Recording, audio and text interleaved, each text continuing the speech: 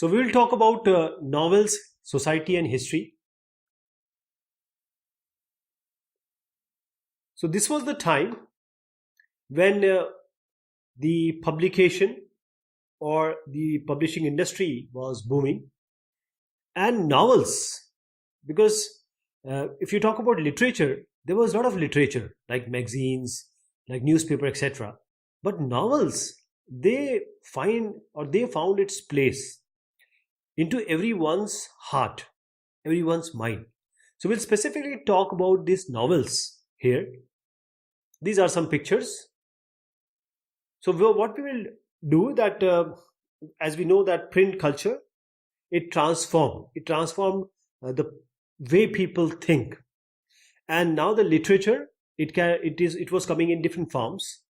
And the novel, as I just mentioned, this was a very important tool. It became to for the people to link themselves to a different world, to understand things, and to start debating, to start understanding and discussing. So what we'll do here is we'll first see the Europe and the Western world, and then we will come to India, that how this novel actually came into being, and then how it spread. So the rise of novel. First is, the novel emerged as new literary genre in many parts of the world, because there were various literary genre, but this was something which was important to mention. The novel first took firm root in these two places, England and France. And then the shopkeepers, clerk, that is the lower middle class people also. And previously, the aristocratic, like the gentlemen people, these classes in England and France, they were reading it. But now, the lower middle class, they were also forming the readership for these novels. They were also reading it. And there was increment in the earning of the authors. Previously, they were only dependent on the patronage of aristocrats. That is, they would write for aristocrat on the big people, and they are going to pay them. But now, earnings, because of the spread to different class of the novel to different class, now the earnings of these authors increased, and they started experimenting different styles. Novel has no specific order. It's like a story, and it can be of any field. It can be, so it has some flexibility, you can say. So now novel provided the authors or the people who are writing the flexible form of writing. Then we'll talk about the publishing market. In this publishing market, people had easier access to books because the market was getting stretched, or you can say it was spreading. And because of the technological improvements, first we talked about the wood blocks, then Johann Gutenberg, he created a very famous kind of printing stuff. Then it came on electricity, and then the cylindrical form. So we all heard and learned about all these things. So there were technological improvements, and that also increased the sales. And people were also marketing. Those people who were making it, they were also marketing it to sell it to all the masses, common masses. And novels were both personally and publicly, they can be read, right? Because they were so absorbing, people could absorb the novels and they start believing in it. So these are the key points of what we are going to see just now. So the rise of novel, as we just said, that novel is quite a modern form of literature at this time. And the main reason was the inventions, different mechanical inventions. We have seen that previously the manuscripts were written. That is, people would write by their hand, and those manuscripts means manual scripts. Manual means a person is going to write something. So manual scripts were actually a person is writing. Now when this novel came, and it was really widely accepted and read, it became a hit, you can say. It was so popular at that time.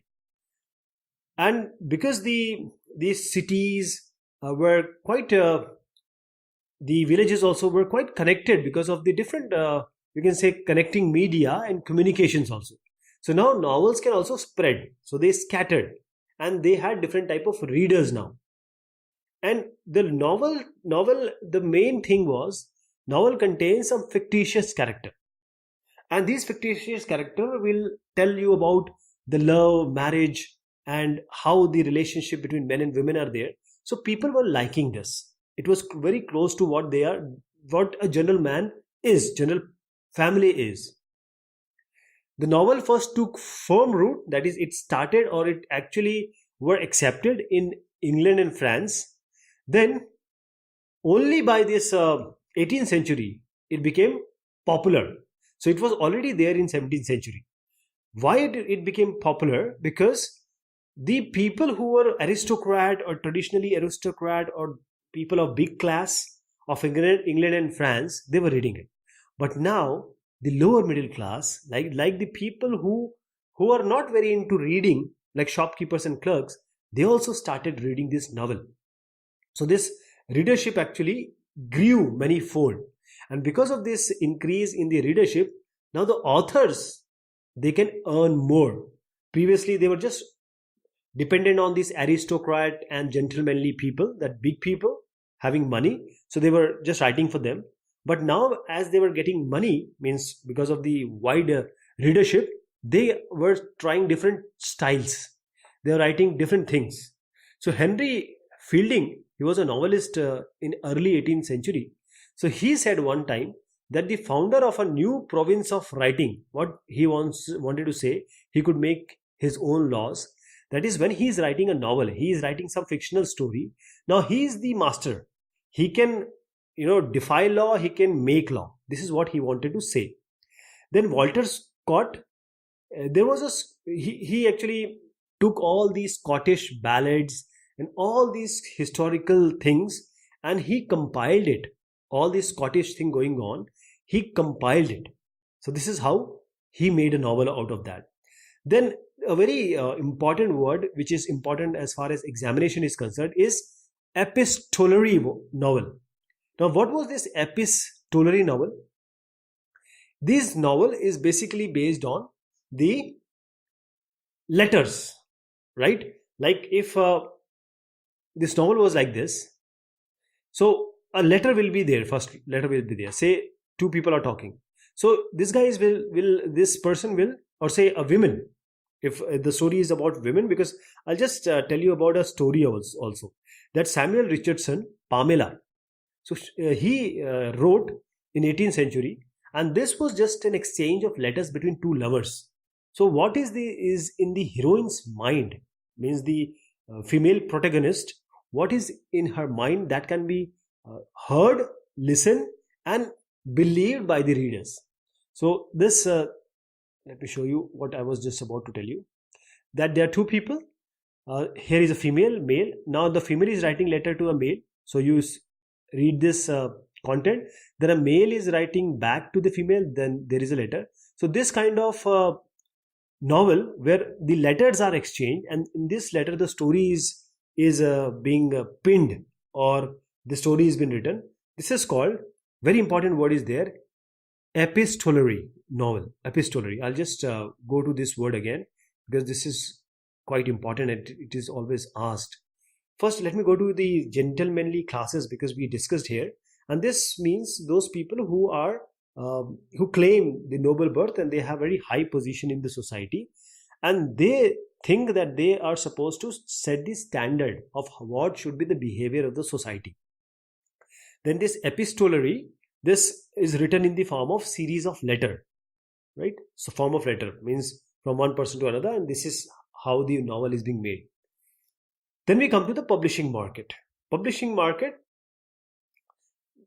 previously poor people cannot buy it. Why? because it was quite expensive, these novels and etc. things which are coming to the market. So Henry Fielding Tom Jones in 1749, so he actually issued 6 volumes of his book, and each volume is of 3 shillings. That is around 18 shilling for his whole work. Now this 3 shilling was a 1 week earning for the poor or the laborer. So how can he buy this novel? He cannot buy this. But then what happened? There were libraries, circulating libraries in 1740s. So what this library was doing, it was giving the book for rent. So now everyone, those people who are not able to buy this kind of books which are quite expensive for them, they started taking the book for rent. That is, hiring the novels for hour. And now everyone could afford it, and when they could afford it, they were just reading it. And the word of the novel, the word it create novel, why it became so popular is that when someone reads the novel, he actually starts believing that he is in this novel world. He is inside the novel world, and he is one of the character. So he goes into a different world. Are you able to understand that? While reading, he is not himself. He is the male protagonist, or he is a hero, or he relates someone in the novel. So he can read it in the you can say solitariness, or you can also read the novel with friends or relatives or anywhere. And if you see any European person today also, he is or she will have a book in his hand, a novel in his hand. This is you can say it's a tradition now. So various people wrote about various things, and the love for this novel, because there were people also who were not literate, so rural people. So what they did is, the novel are being read aloud for them. Means one person will read it and the other person will hear. So there is a famous story that a group at Slough, it's a place, when they heard, while someone was reading that novel, that the Pamela, the heroine of that Richardson popular novel, had got married in this Slough, in this village, and they were so happy. They just went to the church and started ringing bells, parish church. So this was happening at that time. Now I'll just give you an idea of a word called serialized. Serialized, this is a format in which the story is published in installment, each part in an issue of a journal. So what does this mean is, I'll just tell you first, then we'll go to the detail. So we have say this much of story is there. So one part of the story at the say first week, then second part of the story in the second week, like this. So there is a serial. These are linked. So wherever it ends, or it's having some interval, it's so tempting for the readers. They would love to understand, and they would love to wait for the second one. Then again there is some secrecy or something tempting. They will wait for the third one, and they start discussing. This is called the serialized, like the television soaps you see today. It's like that one. So this is called a serialized paper. So Charles Dickens. Now you will hear this word, this name again and again, Charles Dickens, because he has made his name.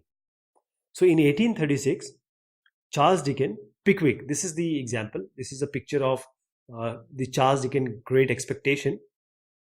So he serialized in magazine.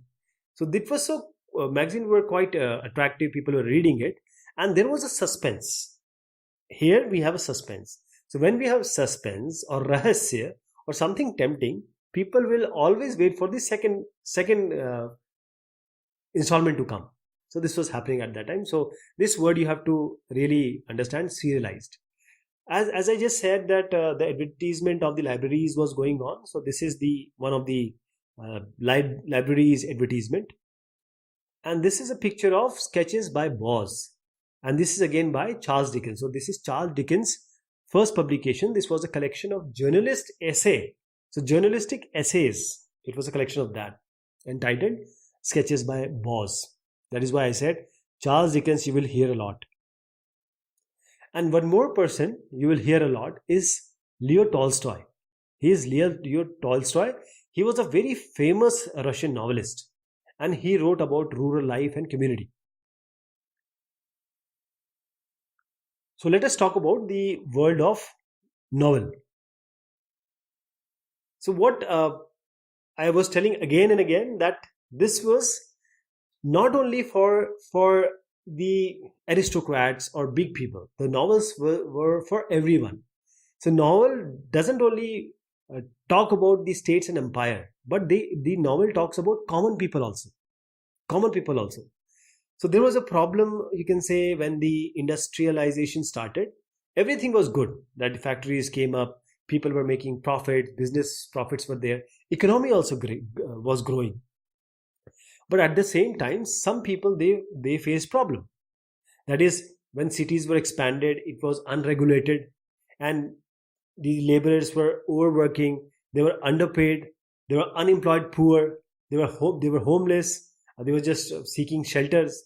So this industrial growth also showed something which was not being shown by everyone or not being understood by everyone. So what these developments, these were very different development, or people were not talking about this. So Charles Dickens, he actually wrote about what are the terrible effects, what are the bad effects, what are the effects which people are not talking about. These are the terrible effects of industrialization. How a normal people, or how a normal labor, what is the life and character. So in his famous novel Hard Times, he described, it was written in 1854. So this you have to remember. Hard Times were written in 1854, and there was a town, a fictional town he you say invented, or he coined, Coke Town. And this Coke Town he expressed like it was full of machinery, all smoke, rivers were polluted, and all things what were the after effects of the industrialization. And he also mentioned that the workers are only known by hands. They are hands. They are not talking about, they are just instruments. They are not people. So this what was Charles Dickens' idea about industrialization at that time. And Charles Dickens didn't stop here. There was a very famous novel of his, is Oliver Twist. Now here we see this Oliver, and Oliver, he is a child here, and he's working in a workhouse, and he is asking for something, food, and everyone was watching that whether he's going to get food or he's going to be rebuked, or this person is going to do something to him.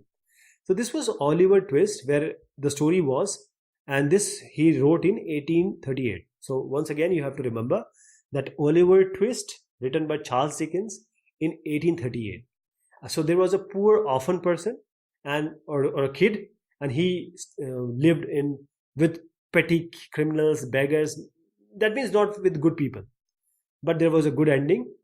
Finally he was adopted by a wealthy man. But all the novels, they didn't find the happy end. There was Emile Zola's. He is Emile Zola. This is a picture of Emile Zola. So Emile Zola, Germinal, in 1885. So he wrote a novel about a miner, means the person who mines in a mine, means take out things from the mines deep down. So it is based on France, and finally this guy, the end is not very good. Everyone turns against him, and the hopes of this guy, the hero of this novel, hopes are shattered. So what is about the community and society? When we talk about community and society, that as we said, that the majority of readers of the novel, they were living in the city. But when they were reading about a novel, and when the novel is about rural communities, they find a connection between them. A person sitting in city, he is connected to rural areas. So one of this kind is Thomas Hardy. He was a British novelist, 19th century. So he wrote about the traditional rural communities of England.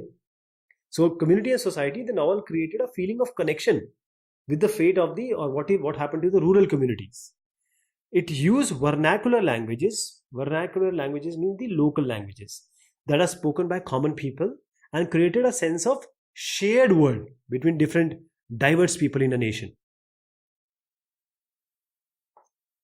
So actually it was vanishing. The rural people were not very much in the city. So he wrote about that. Why? And he also showed that because at that time we learned that common area were being taken over by the big farmers and the employed laborers, right? So this is how Hardy, in Mayor of Cambridge, he gave that sense, and it was written in 1886 about the rural community. So he wrote about Michael Hencard. The hero of the novel was Michael Hencard. He was quite a successful grain merchant, and he becomes the mayor of a farming town, which is Casterbridge. But he was not. He was generous to someone. He was cruel to someone. So he lost to his rival Donald Farfair. So this Farfair, he was smooth and even tempered. That he talked to everyone in a same way, not unlike this guy, the other one, who was quite generous sometimes, cruel sometimes. So these are the things, the problems and everything which Thomas Hardy tried to present in the Mayor of Casterbridge of 1886. Now again, the novels were vernacular. Vernacular means they were in the local language. So these local languages, that is why people started reading it. And like the nation, the novel brings together various cultures because the language was quite vernacular. Then we talk about the new women. So what happened here? The new women got more leisure to read as well as write novels now. So they were reading also and they were writing also. So they drew upon their experiences. So now they were sharing their experiences. They wrote about family life, and this actually earned public recognition. People were reading it and they were, you can say, appreciating it also. And many novels like that of the Jane Austen, Pride and Prejudice. This was a very famous novel. It gives a glimpse of world of women in rural society. That is the rich women in the rural society in early 19th century Britain. I'll just show you about that. And the novelist who came into this writing, they not only popularized the domestic role of women, they also showed some women who are rebel, who will not abide by everything what is being said. They will ask questions. So writer of this sort were Charlotte Bronte. Jane Eyre, she used to write with this name, and she was a rebel woman. So we have already talked about vernacular, that is the normal spoken form of language rather than a formal language, a literary form. It is not that literary form. It is just the way I'm speaking to you right now. Now the new women, as we just said, that the middle classes, they became more popular, and this novel involved women also. Now women has now time to read, so they were writing also, and they were showing everything: emotions, identities, experiences and problems, everything which is related to women. So most of the women, they would talk about, or they would write about the domestic life, but they were also talking about something else also, their experiences, how about their family life, about because this was earning public recognition, people were reading it. So I'll just show you a picture here, that this is a picture of a woman reading, and this is what a cartoon being made, that the women, when they started reading and then writing, then what will happen to the family? See, the kids are just crying, and the husband is saying, what are you doing? You're writing. So this will happen to the family. This was just a cartoon. So we'll talk about the women novelist, what they did. So the novel of Jane Austen, It gave a glimpse or the idea about the women, see, the world of women in genteel rural society. So these were uh, rural society, but the women which are of somewhat, you can say, high class or good earning in the early 19th century. So what happened here is that everyone would encourage the women that they would do something to find wealthy husbands. So what she wrote in the famous book Pride and Prejudice, if you see the first sentence of her book, it is a truth universally acknowledged that a single man in a possession of a good fortune must be in a want of a wife. So every man who is having good money, he requires a wife. So every woman has to try for it, right? So this is Jane Austen picture. But there were women, they would just not do the normal thing. If something is there, they will rebel. If they don't like something, they will rebel. So one of them is Charlotte Bronte. Jane Eyre she is called. So when this Jane Eyre was published in 1874, young Jane, because Jane is the name of the protagonist, female protagonist, and it was shown that this Jane is quite independent and assertive. So she was against her aunt, and she was saying that you are different for others. That is, her aunt is different for others, and she's different for her. So she said, "I'm not going to tell you aunt in this life." So this is how the rebellious character was also shown. I'll just show you a picture of a marriage contract because we talked about marriage here. This is a marriage contract. Here they see the women are just sitting, but the men are doing all the work. So this is the picture of Charlotte Bronte, and she wrote about the rebel thing. So as I said, the female protagonist, she was saying that she is never going to call uh, the aunt as her aunt in this life. Then what happened to the novels of the young? See, novel means young people we are talking about. So novels for young boys idealized a new man, someone who was quite powerful, assertive, independent, daring. So this is how young boys were being fed. So these novels aroused the excitement and adventure of conquering some lands which are strange to them, and love stories which was written specifically for the growing women, adolescent women or girl, it also became very popular in this period. So let us see first them. Romana in 1884, it was written by Helen Hunt Jackson, and there was What Katie Did in 1872. It was written by Sarah Chauncey Woolsey. So if I'm not pronouncing the name, doesn't matter, because if you give your name, that is the Indian name, to foreigners, they will also not be able to speak. So it doesn't matter. So these are the names you have to remember. And along with this, R.L. Stevenson, Treasure Island, and Rudyard Kipling's Jungle Book. This also became very great hit. So let me take you to the details now. Novels of the young. So novels for young boys, that is, the novels were showing a person who is very powerful, because the young men would like it. That is, the hero will go for adventure, and he will just conquer that land. So we have this R.L. Stevenson's Treasure Land, as I just mentioned, and Rudyard Kipling's Jungle Book. This is specifically for the younger kids, younger generation. And then we have G.A. Henty's. It was a historical adventure, and this was specifically for the Englishmen. That is, they showed how these strange lands were conquered, Mexico, Alexandria, Siberia. So this is for encourage the young boys of England, to show them how the courageous peoples are.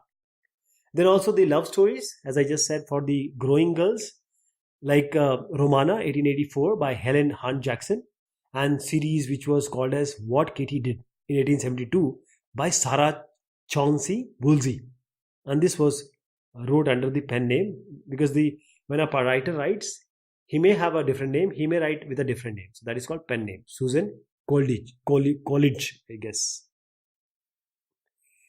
So colonialism and after, what happened here is, see, colonialism and after means the early novel contributed to colonialism by making the readers feel that they were part of superior community of fellow colonialists. That is, the colonial people, they are going to colonize these people. So it was thought that this European area and say India or say these Africa, they were doing the good job of going there and making the colonies. So it was actually a kind of a good thing for them in the novels. So the view of colonized people were like this. If these people like Indians, Africans, and etc., they were thought or they were showed like they are just primitive. They are barbaric people, and we need to do something that is the hero or the novel people have to do, go and civilize these people. And this was only being understood by everyone after Robinson Crusoe. Means it was an adventurer, and people were just learning it, reading it, and they were happy. But still, I'll just show you what Robinson Crusoe had. But only after this Joseph Conrad, it was later in 20th century, he showed that why this colonialism was so bad, and he criticized the colonialism, and he showed the backside or dark side of the colonialism. So as I was just saying, that the novel, when it came into being or it was being popular or getting popular, the Europeans were colonizing the world at that time. So the earlier novel which came, they showed that the Europeans are a superior community and they are making the colonies. So the hero of Daniel Defoe's Robinson Crusoe, this is a very, very important and famous book, novel, Robinson Crusoe. So this hero was an adventurer, but he was a slave trader also. He was a slave trader also. So he would not want to talk to these inferior creatures. He will just say them by certain names like Friday. Any name he would take. So this colonialism was actually made very natural or default to the public who is reading. Because the colonial people was shown as they were not good, means they were just primitive, barbaric, they were not even human. And it is the duty of the colonial rule or the Europeans to make them civilized, to make them fully human. But this all happened, people were happy at that time, but actually Joseph Conrad, he wrote in his novel the dark side of the colonial occupation, that how these colonies made these people more inhuman or more not fully human. Novel come to India. So when novel comes to India, some of the earliest Indian novels were written in Bengali and Marathi. Please understand, not in Hindi, not in Urdu, but in Bengali and Marathi. In 1857, Baba Padmaji wrote Yamuna Prayatnam. Yamuna Prayatnam. In 1861, Lakshman Moreshwar Halbe's Muktamala was published. Indian novelist wrote for developing a modern literature for the country that could produce a sense of national belonging or nationalism. Translations, they also helped spread the popularity and growth of the novel. When we talk about a novel in South India, there are two key discussions we'll have.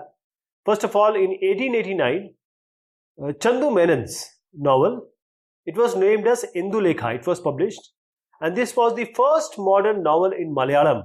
So in Malayalam, the first modern novel is Chandu Menon's Indulekha.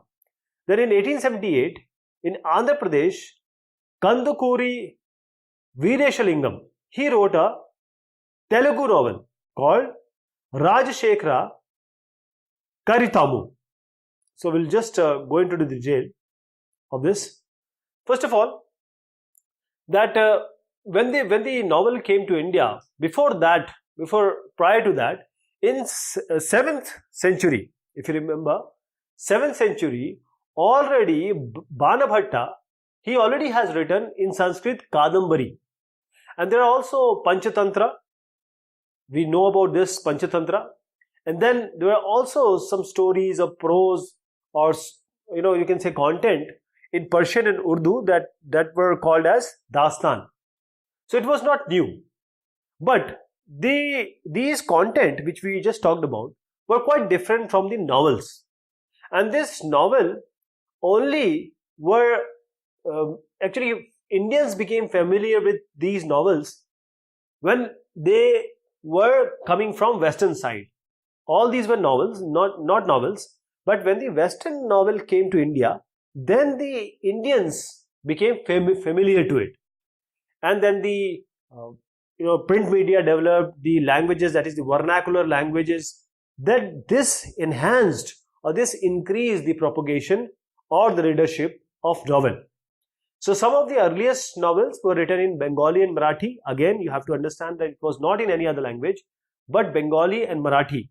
So the earliest novel in Marathi was Baba Padmanji's Yamuna Prayatnam.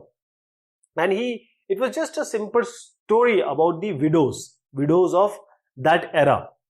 And there was another novel, Muktamala, by Lakshman Moreshwar Halbe. And it was a kind of, you can say, romance narrative.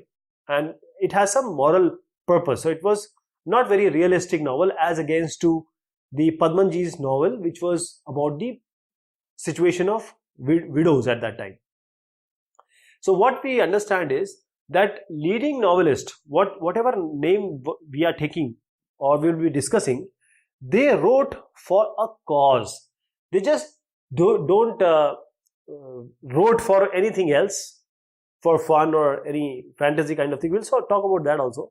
But most of the leading novelists, they talk in the novel for a cause. So there were translation going on. That is how this stimulated the growth of novel in new areas. So let us talk about novel in South India. He is Chandu Menon. So what he attempted, that he bought or he read a novel which was from Western. So he bought a novel, or he got a novel called Henrietta Temple. So this novel by Benjamin Disraeli, he word by word translated into Malayalam. Right? Chandu Menon did this. Oh, Chandu Menon.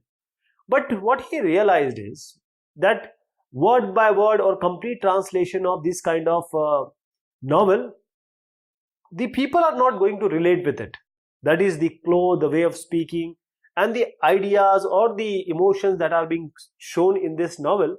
The people in Malabar region, they can't connect with it. So what he did, he, on the manner of English novel, he now came with another novel which was quite delightful, and this was called as Indulekha. So it was published in 1889, and this is worth noting. You have to, this is very important for the exam, that Indulekha was the first modern novel in Malayalam.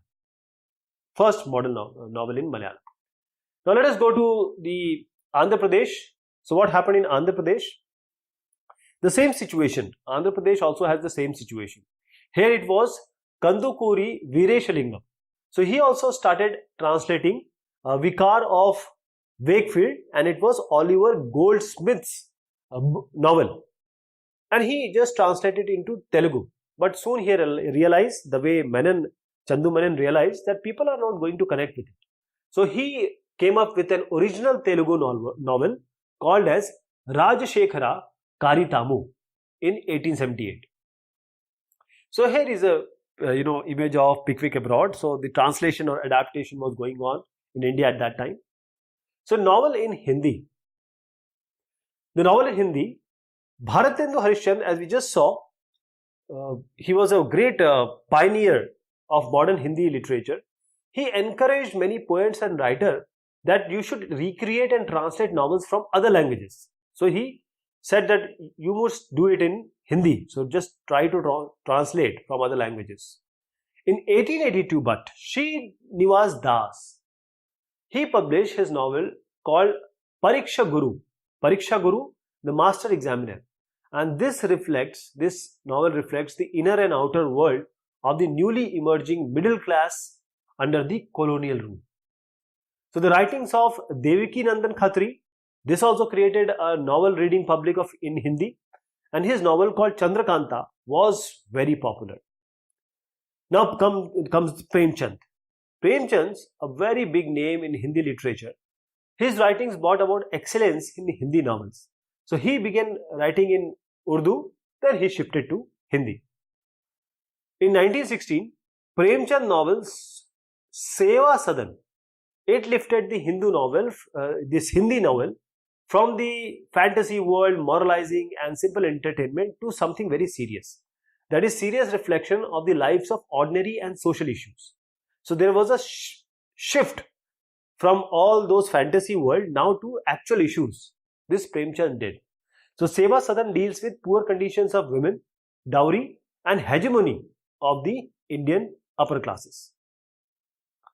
So let us discuss about the novel in Hindi.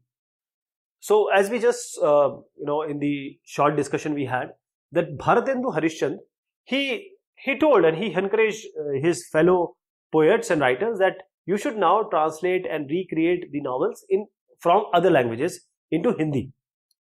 But, this was going on. And since Bharatendu Harishchandra was a very big name, but the actual, you can say the first popular modern novel was written by Srinivas Das of Delhi. So he is accredited with the first modern novel in Hindi. So you have to, remember this name, Srinivas Das. So his novel, which was published in 1882, and this was called as Pariksha Guru, the Master Examiner. And this was about a very young man he was from a good family, well-to-do family. But how the bad company can be dangerous to any young man like him, and consequently he may lose morals. So this Pariksha Guru, as I just said, that this Pariksha Guru was talking about the inner and outer world of the newly emerging middle class under the colonial rule. So this is all about being said here in the discussion of what he wrote in this. That is why it was a kind of good you can say novel. But the only thing is that why his name is not so popular, though he was the first novelist in Hindi, or he is accredited to be.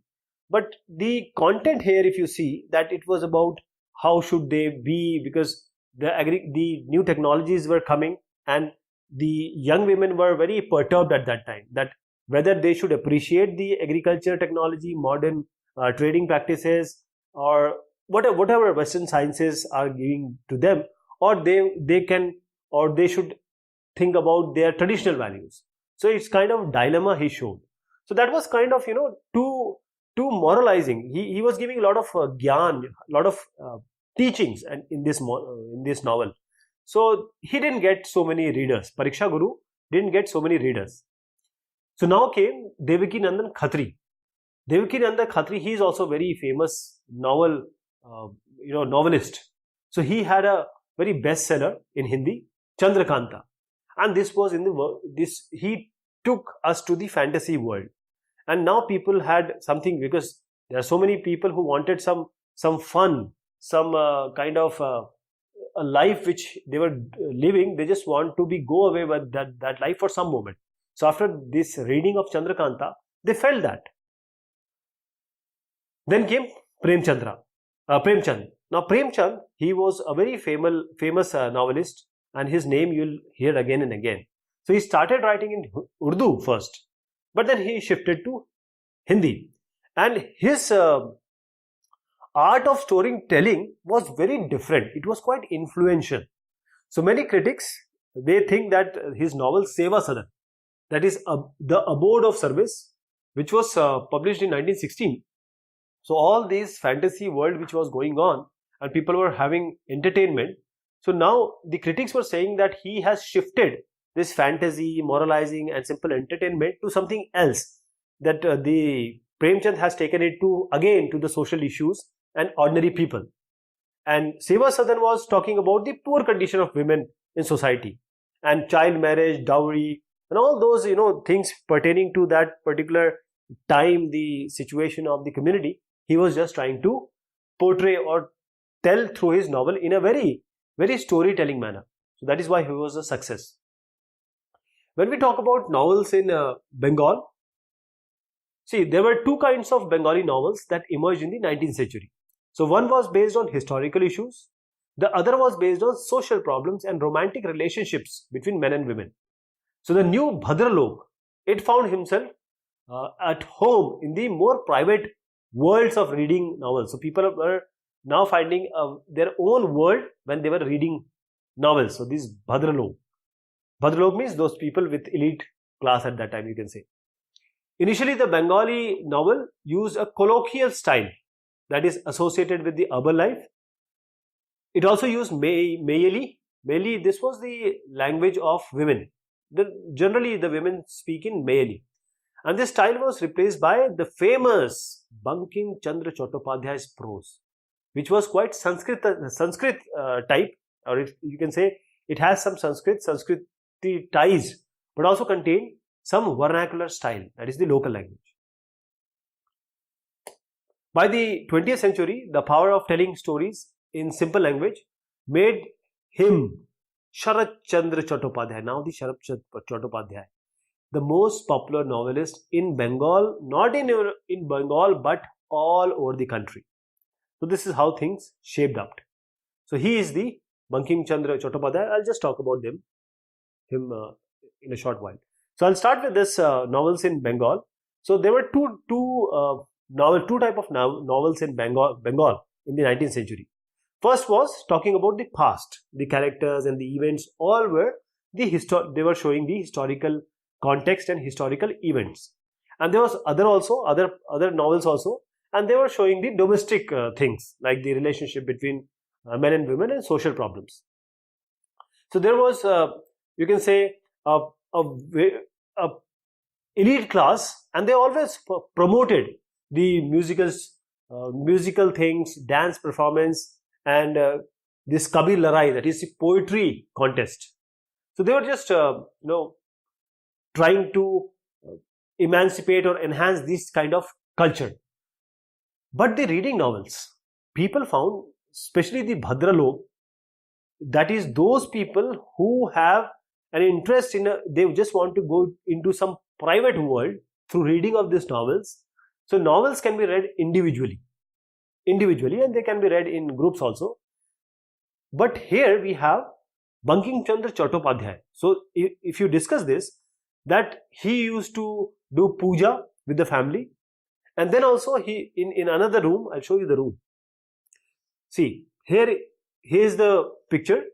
This is the, you can say, where he used to perform the jatra or the puja or etc. And here is the place, this is the room where he would sit with the other people who were literate or literary friends, you can say.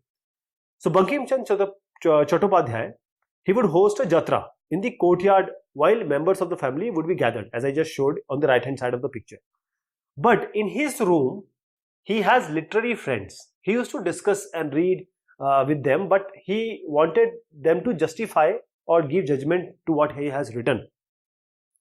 But Bankim read out Durgesh Nandini in 1865.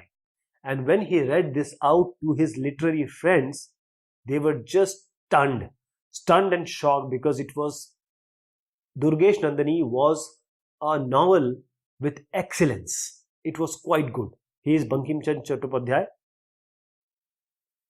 But if you see, at that time people were using this Mayali, the word or the speech of women, they were using it, and they're using some Sanskritized word also. But now came the Bankim Chandra Chattopadhyay's vernacular style. He used the local languages, means local content also he added. That is why he became so popular. And then came the 20th century, the power of telling stories in simple language. As I just said, this was the simple language started with Bankim Chandra Chattopadhyay, but here came the Sharat Chandra Chattopadhyay. Bankim is different, Sharat is different.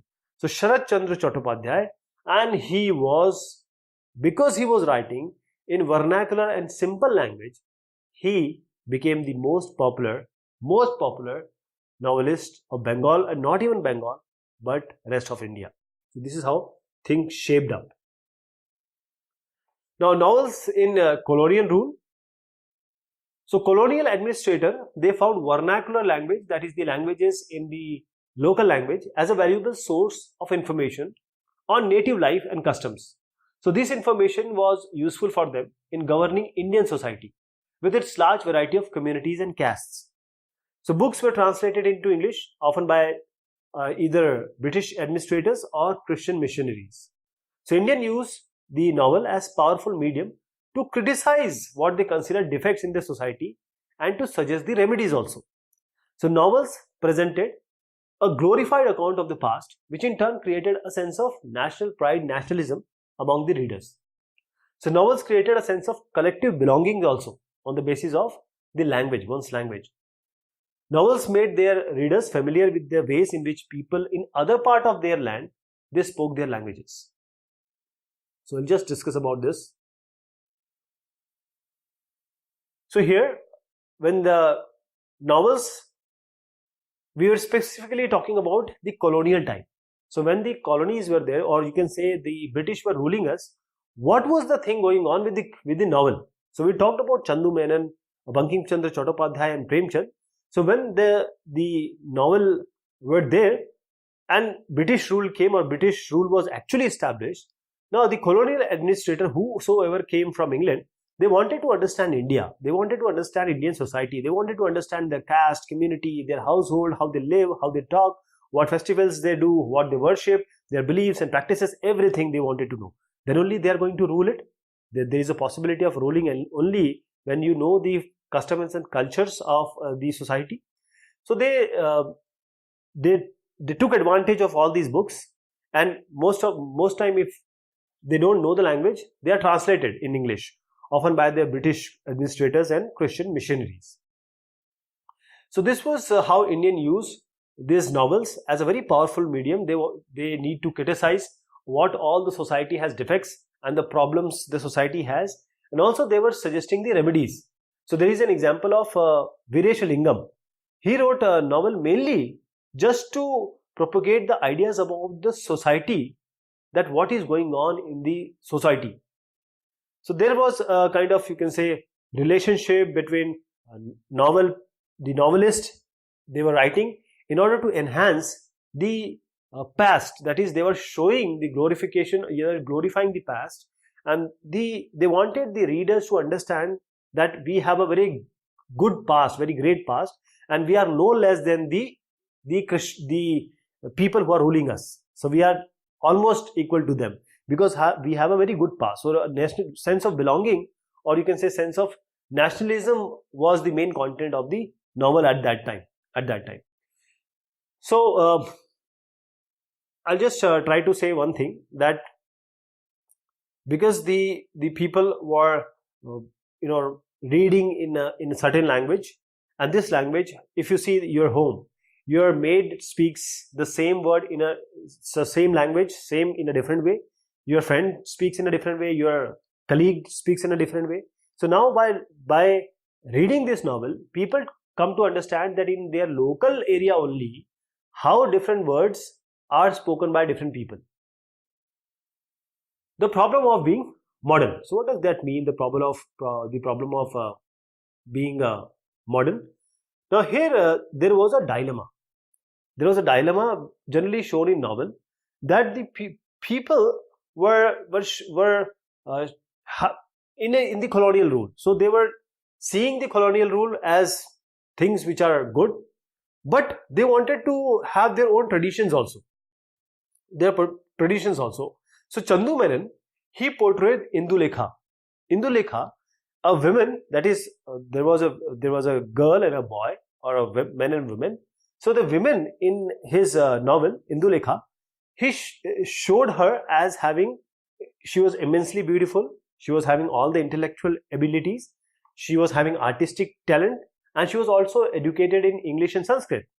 And also the hero of his novel, Chandu Menon's, Madhavan, he also was showed as an English educated Nair from University of Madras, and he was also Sanskrit scholar, and he was dressed in Western clothes, but still he used to keep a small hair, you can say long tuft of hair, according to the Nair custom. So what Chandu Menon wanted to show here there is that in the colonial rule also, people are educated, people should take the good things from whatever is coming from the Western world, but also keep these values and tradition that they have with themselves. Now coming to the pleasure of reading, see, everything was, because novel was kind of entertainment at that, right? So people were very happy with this reading, because this new culture actually not became popular, but it becomes immensely popular. There were different styles of novels like detective, mystery, and they were in high demands. They were in such high demands that some of them, especially the detective novels, they were reprinted 22 times. Reprinted 22 times, right? So this was a kind of silent reading. Now we see when we go in the train or when we take bus, we don't talk to our fellow, you can say, traveler. We don't talk to them. But at that time, in this period, people were just talking, and the 3 people can't sit just idle. They just need to talk. So the idea of reading in solitariness or enjoying the idea of being a reader of the novel were very different for everyone, because actually people were reading and they were just daydreaming at that time. Society and history. Now coming to women and the novel, Indian women and the novel, we are discussing about a novel in India. So women not only read novels, but also they started writing the novels. And novels allowed for a new kind of conception of womanhood. So women in southern India, they began writing novels and also the short stories. So ideas of this liberal environment and reform for women were presented in many works such as Ruqayya Husain's Sultana's Dreams and Padmara. Many women authors such as Hannah Millen and Shalaba Ghosh Jaya, Shalabala, so they also wrote in secrecy. So let us see what they have to offer. First, I'll just go to the detail of this so that you understand the context, because this only knowing the points will not help us to actually understand the chapter and solve the questions. So at this time, when the novels were coming, many people, they got worried that when these readers are reading novel, especially the children and the women, they may get something different from the surrounding, because they are going into an imaginary world. Most of the people who were thinking like this, they actually wrote to newspaper and magazine that you should not you should advise people that just keep away from novels, because they may provide something which is not good for women and children. And also some parents would do what? They would keep the novel somewhere else, maybe at some height, so that children could not reach. And the young, they used to read it in the secrecy, means when someone is not there. But there was a different kind of paradigm shift. What kind of shift was there? You might have seen in your house, your grandmother, they always utter bedtime stories to you. That is the stories at night, and you will feel so good. Every house in a human, like Indian human nature, it is that the grandma will tell us story. But here something different happened. What happened? Now the grandma will give the novel to the grandchildren, and they will ask grandchildren to narrate, to tell them the novel or to read them the novel. So this is what happened at that time. That is why the novels were so much into everyone's life. But there were some women, they were not just reading the novel or stories, they also started writing it. And because they were writing it, they were giving their own perspective, and there was a new conception or new idea of womanhood, because they were stories of love of course, but there were stories of love in which a woman has the power. A woman was shown that women can choose the life partner, or she can also refuse for a life partner. That is how they were shown that the women are controlling their lives. There is no one who is controlling their life. I'll give an example of Ruqayya Hussain. She was a reformer. She was a social reformer. So actually she was widowed, but she still started a girls' school in Calcutta. And she wrote a very satiric means you are making fun, but in a very tactful way. You are criticizing someone in a funny way, but very tactful way. You are satiring, or you are a satirist. So she wrote a satiric fantasy called as, in English she wrote, and this was called as Sultana's Dream in 1905. And this shows about the different world, or a undulated, topsy-turvy world of women. And one more novel of her, Ruqayya Hussain, this Padma Rag, this also showed need for women to reform their condition, and this showed that women are responsible. Women will reform their own actions.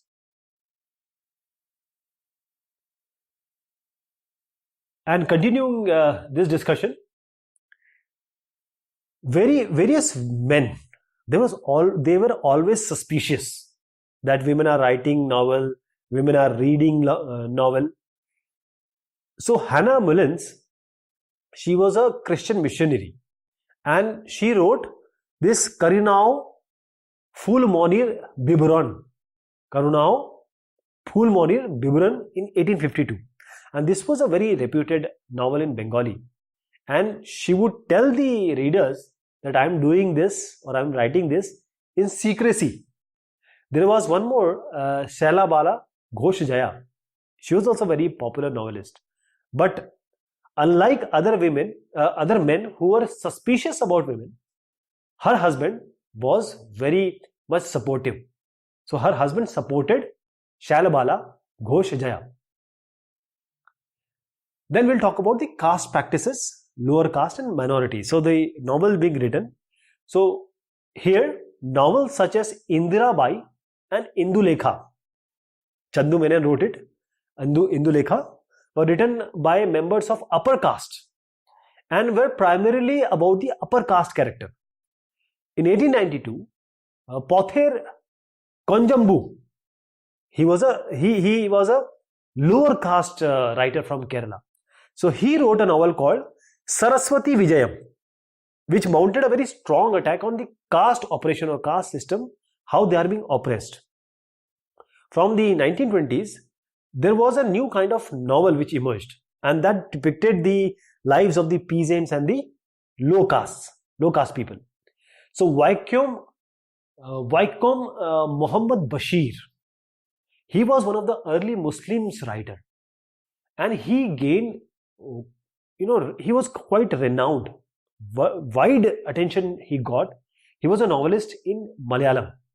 So Bashir, very short novels and short stories, it spoke about detail from the everyday life of Muslim household, poverty, insanity, and life in prison. So this is how Muhammad Bashir also wrote various things, and specifically about the Muslim fraternity. So now, as we just saw, that Indulekha was a love story. Now this love story, it was quite debated what he has written. The concern was the upper caste Hindus' marriage. Especially, there were two you can say parts, or two communities. This Brahmins, Nambudri Brahmins, and the Nayars. So Nambudris were landlords at that time, but the Nayars were just tenants.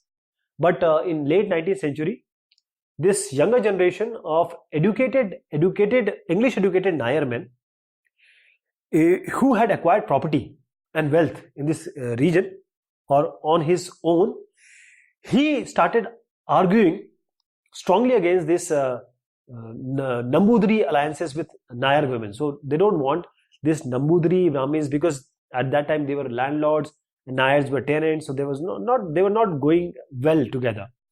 So the Nayar women should not marry them. This is what the idea was.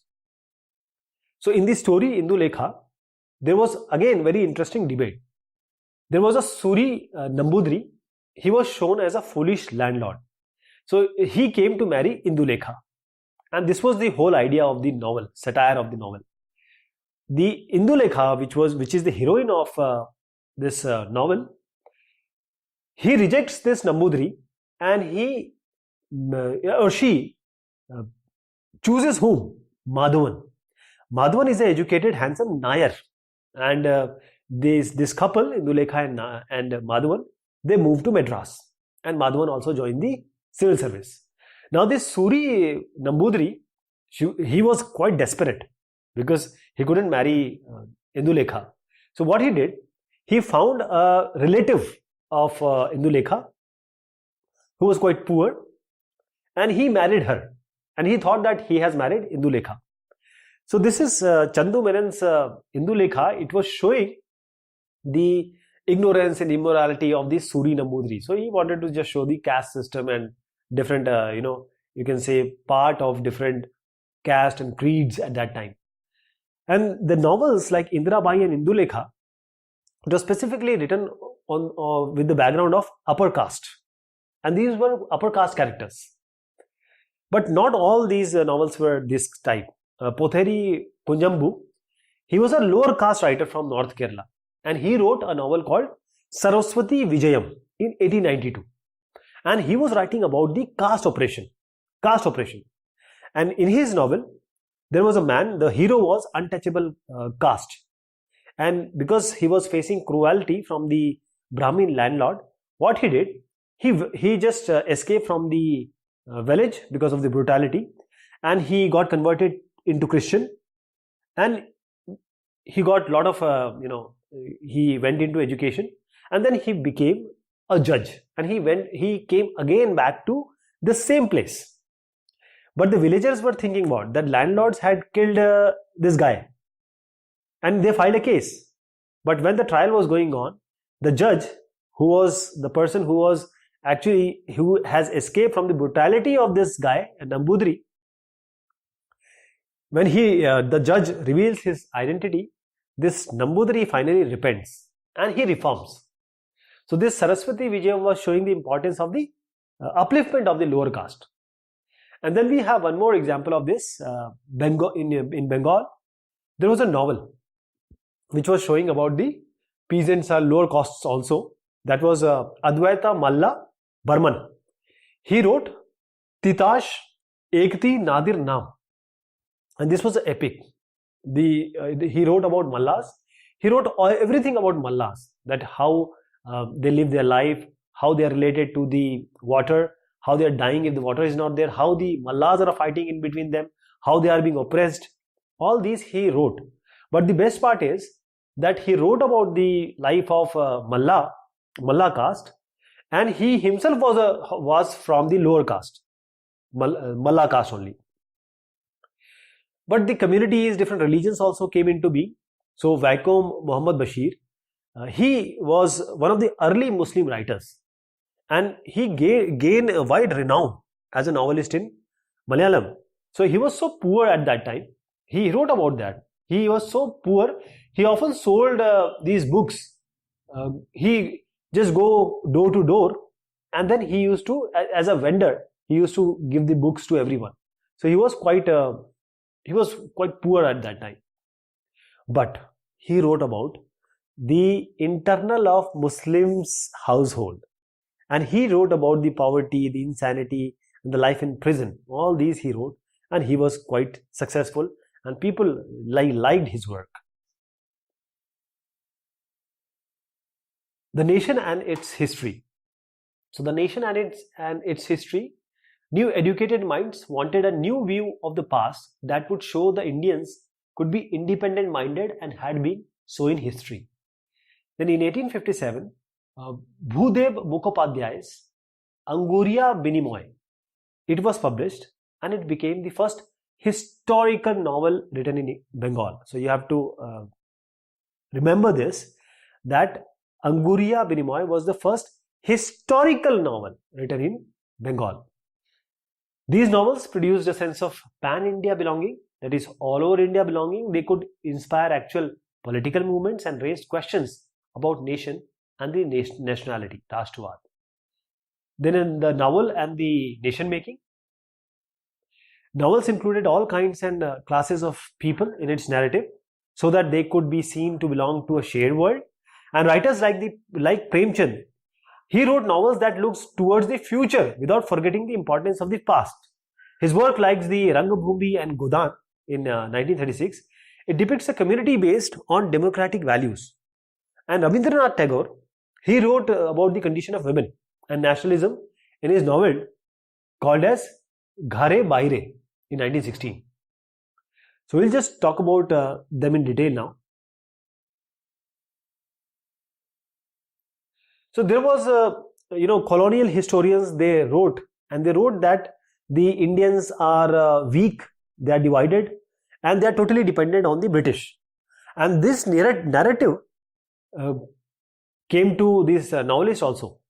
So they wrote something so that they could show the people and they can just make their people understand that no, we are not anywhere less than these colonial people or Britishers.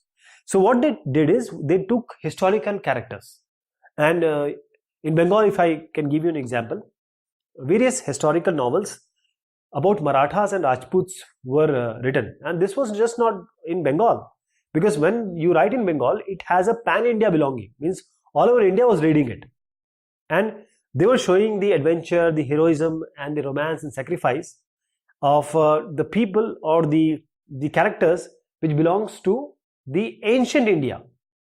And Buddhadev Mukhopadhyay, he wrote Anguriya Binimoy. As I just said, it is the first historical novel written in Bengal, and the hero is Shivaji. So Aurangzeb wanted to, he just wanted to confine him as a prisoner, but Shivaji came to know this and he escaped. And because of this, there was a sense of we can say courage, or he was fighting for the as a nationalist to free Hindus. So this was the idea of this whole Anguriya Binimoy. Then these novels were so powerful, they actually inspired political movements. Bankim Chandra Chattopadhyay's Anand Math, it was about the Hindu militia, and Hindu militia was fighting against whom? Against Muslim to make a Hindu kingdom. So people got inspired by this also. Now let me show you some pictures. This is the image from film Chamin, and this is a still from the Kannada film, this Chomana Dudi. And the basic and the similar part of these pictures are that films were made on the novels. So novels were so important and so well accepted that people were making movies on that. Now the novel and the national making, as I just said that because novel were popularizing the past characters in order to make the idea or spread the idea of nationalism, and they were taking the characters of the past. But Premchand, what he did, he created the characters like everyone could relate, like aristocrats, landlords, middle level peasants, laborers, middle class professionals. Everyone was there in Premchand's novel, so everyone could relate it. So he showed that okay, whatever things has happened, we'll take that, but what is happening, what is in the present state, and what is the future. So he took the importance of past and also showed about everyone through his novel what is going on in the present. So Premchand character, they create a community based on democratic values. There was a novel Rangabhumi, the arena of Premchand, and here he showed Surdas. Surdas means a person who can't see, and he is a beggar, means he is from a lower caste, untouchable caste, and he can't see. So he is this hero of his novel, and what he showed is that how industrialization impacts the person who is on the lowest point in the ladder. So what was happening was, there was a trial of people were trying to establish a tobacco factory, and Surdas, because he was untouchable, he was poor, he still struggled against this. So this is how this created a kind of nationalism and an idea of to fight, and it showed also what was happening to the lower caste people. And there was an epic, Godan. Godan means the gift of cow, and this is really an epic because it was written in 1936, and this is the best known work of Premchand. Here in this Godan, it is a story of Hori and wife Dhania. Now everyone was involved, like landlord, moneylenders, priests, colonial bureaucrats. They all were trying to oppress these two. But Hori and Dhania, they kept their dignity and they fought against it. So here is Premchand. This is how he looks. So now let me take you to the conclusion. The conclusion only says that there were various novels, and every section they had novels for them. So people were reading it, and people reading it, every literate, middle class. If you see the work of Premchand and other novelists, they wrote for some cause. They were just not writing it for anything. People wrote about fantasy and everything, but the basic idea was to show the present situation, and there has to be some cause. So they did that, and all the cultures, communities, they when they read this novel, they had a sense of sharing. So this is how different groups have explored, or they found their identities using these novels. So before I go ahead or conclude, I would like to tell you or just recall the novels from India. So we have Banabhatta Kadambari, 7th century it was written in Sanskrit. Then Devikarandan Khatri, he wrote Chandrakanta. Roqaiya Hussain, Sultan's Dream. Bankim Chandra Chattopadhyay, Durgesh Nandini and Anandvat. Then we have Potheri Kunjabu. I can't just, I'm so sorry for the pronunciation. So let me try again. Potheri Khonjanbu. And he wrote Saraswati Vijayam. Then Buddhadev Mukhopadhyay, he wrote Anguriya Vinimoy. And Lakshman Moreshwar Halbe, Muktamala. And Premchand, the Seva Sadan Nirmala, he wrote Seva Sadan, Nirmala Rangabhumi and Godan. Godan was the epic. This is the best work in Hindi, people say that. And one more recalling we must do. This is the novel from West. So let me just take you to the details. Charles Dickens, he was the author of Oliver Twist and Hard Times, and it was about the industrialization, how urban workers faced this industrialization. Then we have Daniel Defoe. He wrote Robinson Crusoe on colonialism. People were liking colonialism. This is what the content was. R.L. Stevenson, he wrote the Treasure Island, and this was novels for young boys, praised the work done by the colonizers. Then Jane Austen, Pride and Prejudice. The content was, she wrote about women in rural society. Then Thomas Hardy, he wrote Mayor of Casterbridge. This is about the traditional rural communities of England. Then Henry Fielding, he wrote Tom Jones, and it was a costly book, 6 volumes and 3 shillings each. Charlotte Bronte, she wrote Jane Eyre. Jane is shown as independent and assertive and strong women. Helen Hunt Jackson, and also this Sarah Chauncey Woolsey. Helen wrote Ramona, and Sarah wrote What Kitty Did. And both the stories, the content was love stories written for the adolescent girls. Then Rudyard Kipling's Jungle Book. This is novel for young boys, and this praised the work done by the colonizers. So this is the kind of summary I wanted to share